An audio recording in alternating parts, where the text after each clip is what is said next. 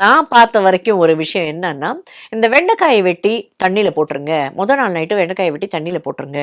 அடுத்த நாள் வந்து அந்த தண்ணிய குடிங்க. அந்த தண்ணிய குடிச்சா உங்களுக்கு சர்க்கரை வந்து கம்ப்ளீட்டா கண்ட்ரோலுக்கு வந்துரும். அப்படின்ட்டுன்னு ஒருத்தர் வந்து ஒரு இன்ஃப்ளூயன்சர் வந்து சொல்றாரு. வெண்டைக்காய் வந்து ஒரு அருமையான ஒரு காய்கறி. அதுல வந்து உங்களுக்கு ஃபைபர் கரையா நார்ச்சத்து நெறைய இருக்கும் வெண்டைக்காயில. கால்சியம் சத்து, மற்ற விதமான மைக்ரோ நியூட்ரியன்ஸ் எல்லாம் நிறைந்த ஒரு காய்கறி. இத நீங்க காய்கறியா சாப்பிட்டா அந்த நார்ச்சத்துனால அதோட லோ கிளைசமிக் இண்டெக்ஸ் அண்ட் லோடுனால உங்களுக்கு உடம்புல ரத்தத்தில் சர்க்கரை அளவு ஜாஸ்தி ஏறாது. அதனால நீங்கள் தாராளமாக அந்த வெண்டைக்காயை வந்து வதக்கி ஒரு பொரியலாவோ இல்லை வந்து குழம்புல சேர்த்துக்கிட்டோ இல்லை வந்து ஒரு ஏதோ சாப்பிட்றதோ உங்கள் இஷ்டம். ஆனால் இதுவே நீங்கள் அதை கட் பண்ணி தண்ணியில் போட்டிங்கன்னா அதில் இருக்கிற வெறும் மியூசிலேஜ் தான் அந்த தண்ணியில் இறங்கும். அதை ஹோல் நைட்டு நீங்கள் வச்சிருக்கிறதால அது கொஞ்சம் லைட்டாக கசப்பாகலாம். அதை குடிக்கிறதால அதில் இருக்கிற ஒரு விட்டமின் பி சத்து அந்த தண்ணியில் கரைஞ்சி அது உங்களுக்கு வரலாமே ஒழிய அதனால் சர்க்கரை குறையவே குறையாது.